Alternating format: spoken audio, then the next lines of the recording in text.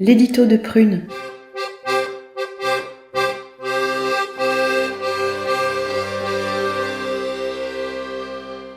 Mardi 9 mars 2021.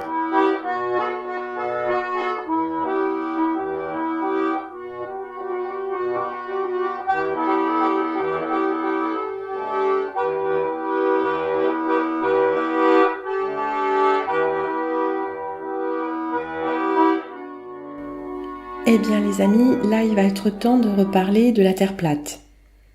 La Terre plate. Le Crater World, comme il dit le gars, le monde de cratères. Voilà enfin une représentation de la Terre plate, commence à me plaire. Et j'avais imaginé un truc un peu pareil. Pour tout vous dire, je m'étais dit, ouais, il se pourrait qu'elle soit ronde et plate à la fois. D'une façon que j'imagine pas, mais peut-être aussi d'une façon très simple, c'est-à-dire que c'est une boule tellement infiniment énorme, c'est-à-dire des proportions tellement hors de proportion par rapport à nous, que en fait on est sur la surface plate d'une boule infinie. Donc il y a peut-être un effet de courbure, mais ça c'est même pas la peine de penser à la mesurer. Ça c'est pas mal. Comme ça met tout le monde d'accord. C'est juste qu'on nous a dit des conneries sur le diamètre et tout ça. Bon, pourquoi pas, hein. En fait on s'en fout. Alors, il y en a certains d'entre vous qui disent, surtout quand je les rencontre en vrai, hein, regarde comme ça un peu de côté, et je sens qu'ils osent pas le demander, mais tu crois vraiment que la Terre est plate? Genre, toi? Et en fait, ben oui, bien sûr. Enfin non, c'est une blague. Ah, vous savez plus là, hein? Ce que je pense, c'est secondaire. Ce qui est vraiment important, c'est comment est-ce que nous réfléchissons ensemble aux choses. Comment nous arrivons à des conclusions, ou des conclusions, disons, provisoires, ou intermédiaires, ou comment est-ce que nous réfléchissons? Qu'est-ce que nous nous autorisons à explorer mentalement? Quelles sont nos limites de l'imaginaire et nos facultés cognitives? Comment les exerçons-nous? Est-ce que nous continuons à soumettre nos facultés cognitives, c'est-à-dire ce que nous pouvons voir et constater par nous-mêmes, à une définition préétablie de la réalité qui doit absolument être consensuelle? Genre, on doit tous être d'accord sur le fait que... Pourquoi au fait? Sinon on se tape sur la gueule, d'accord. Mais si on se tapait pas sur la gueule, si on ouvrait notre esprit aussi pour imaginer ça, on n'est pas d'accord, mais c'est pas grave. Et le truc c'est aussi qu'est-ce qu'on s'autorise à remettre en question, mais surtout qu'est-ce qu'on s'autorise en son fort intérieur à penser. Comment est-ce que nous exerçons notre propre pensée? Est-ce qu'il y a le flic intérieur qui dit non, là tu vas pas, non, ça c'est interdit, non mais ça on t'a dit que ça brûlait, et puis ça c'est pas vrai de toute façon. Ah oui, mais si j'y suis jamais allée, comment je vais savoir ce que je pense d'une chose? Et c'est ça en fait l'enjeu. Il y a des gens qui s'en foutent de savoir si la Terre est ronde ou plate, ce en quoi je pense qu'ils se trompent parce que ce n'est pas la chose elle-même qui importe, mais le fait que s'il y a un mensonge aussi universel, et un engramme aussi important et profond sur l'ensemble des humains, c'est qu'il y a un enjeu. Et derrière cet enjeu, il y a encore une vérité cachée d'une force, d'une extrême puissance qui s'exerce contre nous. Donc ce serait quand même bien de le savoir, les gars. Mais bien sûr, ça ne concerne pas que cet aspect des choses. Ronde ou plate, on s'en fout. Ce qui nous importe, c'est le cheminement par lequel nous pouvons exercer notre raisonnement et notre pensée. Et j'insiste, il est urgent que nous puissions reconquérir l'espace de notre propre pensée. Parce que les personnages qui ont façonné notre raisonnement, notre pensée, c'est-à-dire qui nous ont aussi remplis de tout un tas de pseudo-connaissances qui ne sont que des mensonges, ont également façonné la façon grâce à laquelle nous allons réfléchir. Et d'une façon plus générale, ont empêché, chez la plupart des gens, de s'exprimer toute faculté de réfléchir. Parce que vous allez voir, chez la plupart des conspis et tout ça, il y a beaucoup de gens qui ne réfléchissent pas et qui ne font que relayer des infos de seconde main qui leur ont paru plus pertinentes que la version officielle, pour une raison ou pour une autre, et peut-être pour des raisons émotionnelles.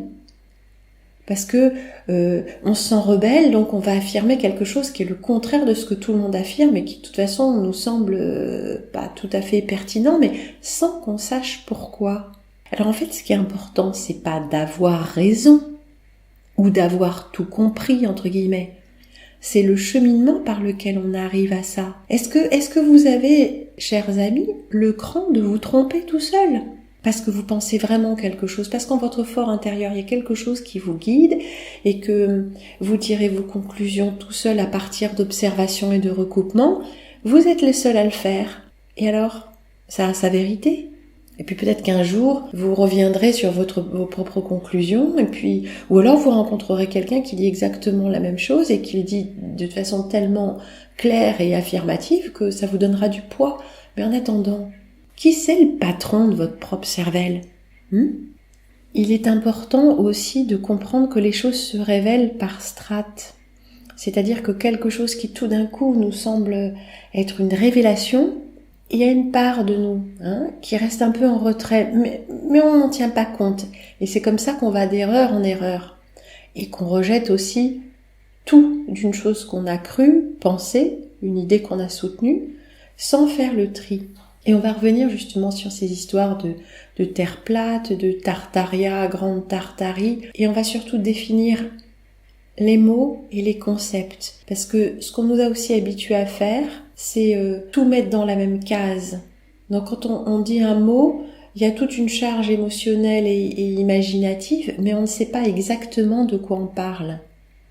Et nous, ce qu'il faut qu'on fasse, c'est qu'on ait un peu de rigueur. C'est que quand on parle d'une chose, on ne parle pas d'une autre. Déjà parce qu'on a l'esprit clair. Et ensuite, parce qu'on ne refait pas indéfiniment le jeu de ceux qui nous remplissent l'esprit de confusion.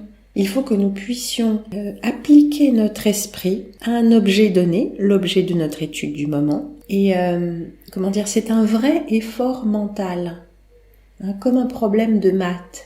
Pour ceux qui sont pas matheux et pas portés sur la chose, il faut se concentrer, et des fois c'est vraiment très difficile parce qu'en plus tout est fait pour que nous ne puissions plus le faire, et comprendre quelles sont les choses qui font sens et les choses qui ne le font pas. Par exemple, si nous examinons une photo, qu'est-ce que nous voyons ? Et nous voyons des choses à plusieurs niveaux. Eh bien rien que ça, il va falloir le trier en nous-mêmes. Qu'est-ce qui est du domaine des impressions ? Qu'est-ce qui est du domaine des souvenirs ? Trier toutes ces choses. Et quand quelqu'un nous fait la description et l'explication de cette photo, nous allons pouvoir dire, oui, ça je suis d'accord, ça pour moi ça n'est pas possible parce que, et ça se discute. Mais si nous n'avons pas fait cet effort de considérer les choses en dehors de toute explication de quelqu'un d'autre, si nous ne savons pas ce que nous pensons nous-mêmes, alors les gens qui parlent bien vont nous convaincre. Ça va être plausible. Je veux dire, ils vont réussir à nous convaincre. Parce que notre esprit et notre pensée n'est pas assez affermi. Dur, quoi. Une bonne érection mentale. C'est ça qu'il nous faut. Savoir où on va. Un peu de droiture et un peu de fermeté. Ce sont des qualités masculines, tout ça. Des qualités de yang. La dissonance cognitive, c'est ça aussi. C'est que pendant que nous regardons quelque chose, nous ne sommes pas dans notre propre pensée. Alors des fois, c'est très bien de ne pas penser, c'est sûr. Mais ça ne veut pas dire que pendant ce temps-là, quelqu'un doit penser à votre place. Personne ne doit occuper les lieux de votre esprit à votre insu. Et là, il va falloir s'exercer un petit peu. Il y a aussi beaucoup de gens qui n'ont plus aucune culture. Alors ok, c'est pas un problème. L'ignorance et le manque de culture, c'est pas du tout un problème. Mais il faut pas faire semblant qu'on sait. Que ce soit pour les gens qui ont eu une éducation ou pour ceux qui n'en ont pas eu, il faut pas faire semblant qu'on sait. Quand on avance un argument, il faut le référencer. Il faut dire d'où on le tient. Et comme ça nous permet nous-mêmes de savoir la source que l'on cite. Est-ce que nous-mêmes, nous la trouvons crédible ? Est-ce qu'elle se discute ? Quand on parle de datation, quand on parle d'étymologie, quand on parle de quoi que ce soit, bien sûr, ça rend dingue parce qu'on peut douter de tout. Et quand on devient dingue parce qu'on commence à douter de tout, là on va se raccrocher à quelqu'un qui parle bien et qui va nous rassurer en nous donnant une version de la réalité auquel nous pourrons adhérer. Mais c'est pas ça qui doit se passer. Ce qui doit se passer, c'est que nous sommes capables de regarder ce qui nous entoure et de le comprendre à partir de nos propres points de référence. Je sais pas si c'est clair. Mon propre point de référence, c'est ce que j'ai compris du monde jusqu'à présent. J'ai eu des tas de lectures qui m'ont à la fois élevé et égaré, des tas de pseudo-connaissances qui m'ont donné une vision du monde qui est une vision fermée et définitive, et puis d'autres lectures qui m'ont appris à exercer mon jugement et mes facultés cognitives. Et avec tout ça, tout ce bagage énorme, c'est à moi de faire le tri et à moi de choisir ce que je crois, choisir ce que je pense et choisir la façon dont je raisonne. Ça s'affine, ça aussi. Les lectures ne servent pas à épouser la pensée d'un autre. Les lectures nous servent à nous couler dans le raisonnement ou l'imagination de l'autre, et comme ça notre pensée se fluidifie. C'est ça aussi l'idée. Est-ce qu'on peut penser une chose Est-ce qu'on peut penser son contraire tout en restant nous-mêmes, tout en regardant ce que ça fait si je vais jusqu'au bout d'un raisonnement ou du raisonnement contraire. C'est ça qu'on doit faire si on cherche vraiment la réalité, la vérité. On doit exercer sa pensée à partir d'un point... c'est ça, je vais en venir aussi. On peut s'exercer à penser des choses différentes, mais notre point de référence, il est ferme, il est solide. Et c'est pas forcément « je crois en Dieu, donc de toute façon... Non, parce qu'il y a des gens qui passent à côté de beaucoup de choses parce que leur perception de leur propre croyance en Dieu les empêche d'explorer certaines voies de la pensée. C'est très dommage. En fait, le point de référence, le point solide, c'est « je suis ». Aucune pensée ne peut fondamentalement altérer ce que je suis au plus profond. Le mental, il a toujours besoin de réponses. Notre petit esprit, notre petit mental va dire « alors qu'est-ce qui est vrai ? Alors qu'est-ce que je dois faire ? Alors ?» Mais lui, il nous emmerde. Lui, il nous empêche de penser clairement. Il nous empêche de regarder autour de nous et il nous empêche de voir que tous ces petits esprits de tous les côtés font beaucoup de bruit pour rien et qu'il n'en ressort rien que de la sidération. Nous sommes sous sidération parce que nous ne pouvons pas nous concentrer, nous focaliser, et pas uniquement sur la pensée, mais sur notre conscience d'être. Si je bois une gorgée de café et que je suis en train de penser à autre chose, je n'ai pas de perception réelle de ma gorgée de café, de l'amertume, de la chaleur, de l'épaisseur du bord de la tasse. Je suis pas là. En fait, je suis pas là dans ma propre pensée la plupart du temps. Parce que nos pensées ont été induites, elles le sont constamment. Même par des gens très bien, qui ont réfléchi de façon intelligente à des sujets auxquels nous n'avons même pas pensé. Mais si nous n'écoutons pas avec attention ce que disent ces personnages, nous ne saurons pas où il y a des incohérences, où il y a des choses qui méritent d'être discutées. Nous allons tout prendre d'un coup. Et ça, c'est pas chercher la vérité. Chercher la vérité, c'est aussi écouter sa propre pensée. Vous croyez pas ? Sinon n'importe quoi qui a l'air bien et qui est bien tourné va prendre la place dans notre cervelle. Il s'agit pas tout le temps d'occuper le terrain. Il s'agit nous-mêmes d'élaborer une pensée de première main. C'est bien de relayer les vidéos des uns et des autres. C'est super quand c'est de qualité. C'est super quand ça apporte des éléments de réflexion, un départ d'autres choses, tout ça. Mais si on prend tout pour argent comptant, que c'est le début et la fin, l'alpha et l'oméga, tout est dit, jusqu'au prochain qui va arriver avec sa prochaine théorie qui est encore plus explosive. Ok, il se passe quoi ? Nous sommes complètement passifs. Alors c'est bien aussi, il y a un temps pour recevoir, mais il y a un temps pour élaborer. On va pas constamment faire de l'exégèse sur ce qu'a dit machin, sur ce qu'a dit truc. Il faut que nous sachions ce que nous pensons en ce moment. Qu'est-ce qui occupe le terrain de mes propres pensées et de mes croyances ? Est-ce que je peux dire à 100% je sais une chose ? Je sais que la Terre est ronde, je sais que la Terre est plate. Ben non, je le sais pas. Mais de quelle façon je peux me faire une idée des choses et en quoi c'est important? Revenir au réel me paraît très important. Regarder autour de soi. Quand on regarde avec attention, au bout d'un moment, on finit par voir. Mais ce qu'on voit, ce n'est pas forcément ce qu'on est censé voir. Ce n'est pas forcément ce qu'on nous dit qu'on doit voir. Chacun doit avoir sa propre vision des choses. Si je regarde pendant suffisamment longtemps la pelouse avec les brins d'herbe, qu'est-ce que je vais voir? Je vais me rendre compte peut-être que le verre a une action reposante sur mes yeux, sur ma vue. Et ça, ce sera de l'expérience directe. À partir de ce moment-là, je peux demander à d'autres personnes s'ils ont fait la même expérience. Ça, c'est réel. C'est ça qui nous permet de développer notre propre pensée, de revenir aux choses que nous avons sous les yeux. Parce que les choses que nous avons sous les yeux, nous ne savons pas les voir. Et pour en revenir à Tartaria et ceci et cela, et la Terre plate, quand on me dit « Ah oui, mais quand on monte en avion, on voit bien de l'avion la courbure de la Terre. » Je suis désolée. Moi, ce que j'ai vu, c'est l'inverse. C'est plat. Ah oui, mais c'est parce que... Non, mais peut-être. Mais tu me dis que c'est rond. Non, je te dis que c'est plat. Je suis montée dans l'avion avec une feuille A4 que j'ai mis devant mes yeux pour superposer le fil de la feuille, bien droite, à l'horizon. Et ben, ça se superpose. Ok, c'est le hublot. Mais ne me dis pas que c'est rond. Quand on parle d'une chose et que je réponds sur cette chose, ne viens pas me parler d'autre chose. Ça, c'est aussi un des traits de caractère du petit esprit, du mental et des manipulateurs. Il vous parle d'une chose, et quand vous avez répondu de façon convaincante, il vous parle d'une autre. C'est sans fin. Quant à Tartaria, je connais cette histoire de stratification des bâtiments. On m'en a toujours donné une autre explication, et cette explication est arrivée très tôt dans ma vie, comme beaucoup de choses, un peu comme Truman quand il s'intéresse aux choses.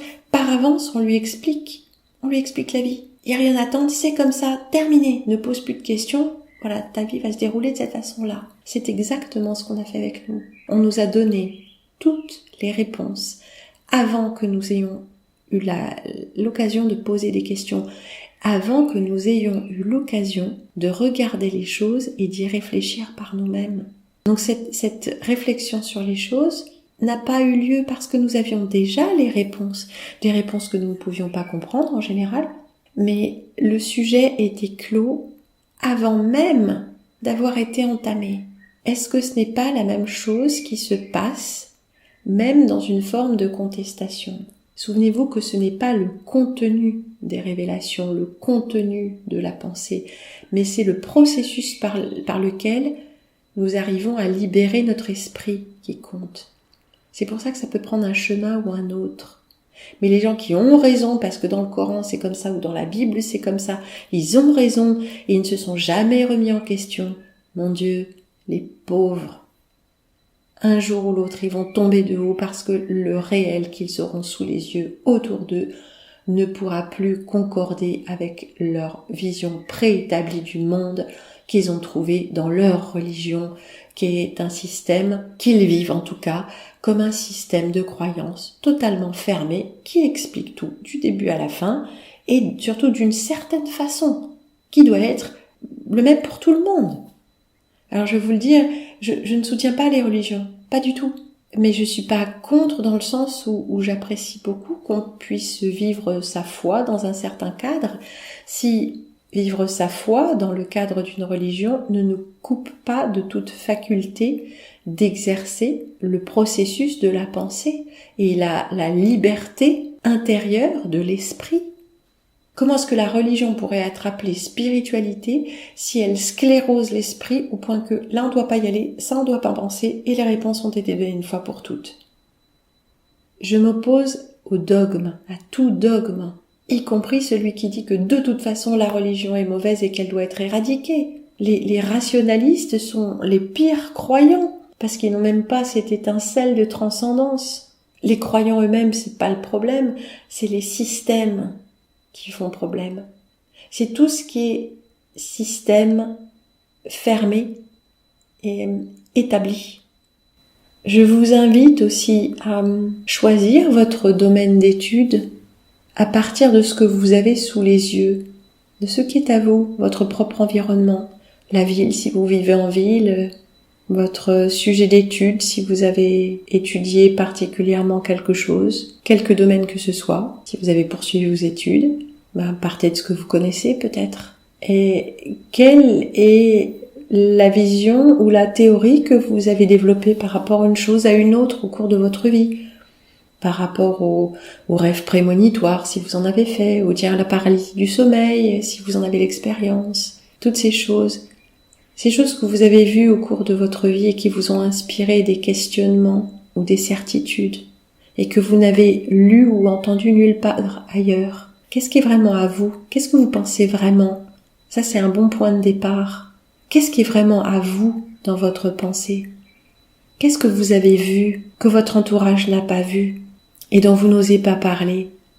Parce que c'est pas la chose elle-même, vous avez tort ou raison, s'il est question d'avoir tort ou raison, bien sûr, mais le processus par lequel vous êtes arrivé à certaines conclusions, les associations d'idées, le sentiment profond, ça c'est réel parce que ça vous appartient.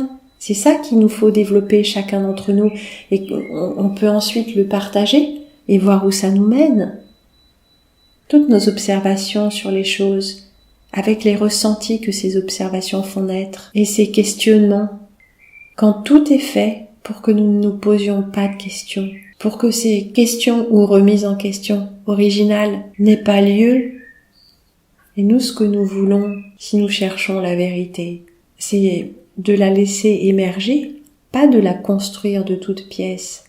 Mais si nous cherchons vraiment la vérité, vous avez réfléchi au fait que la vérité pourrait émerger sous la forme de révélations qui ne font pas votre affaire, qui ne vont pas dans le sens de ce que vous avez cru, dans les détails ou d'une façon beaucoup plus générale. Et vous en êtes où avec cette pensée-là?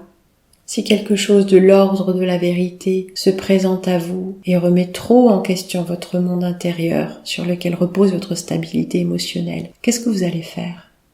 C'est ça la question. Ma question, depuis quelques années, quand j'ai commencé à comprendre que quand on cherchait la vérité, malheureusement, on finissait bien par la trouver, c'est: quelle est la prochaine chose que je ne veux absolument pas voir et que j'ai besoin de voir maintenant?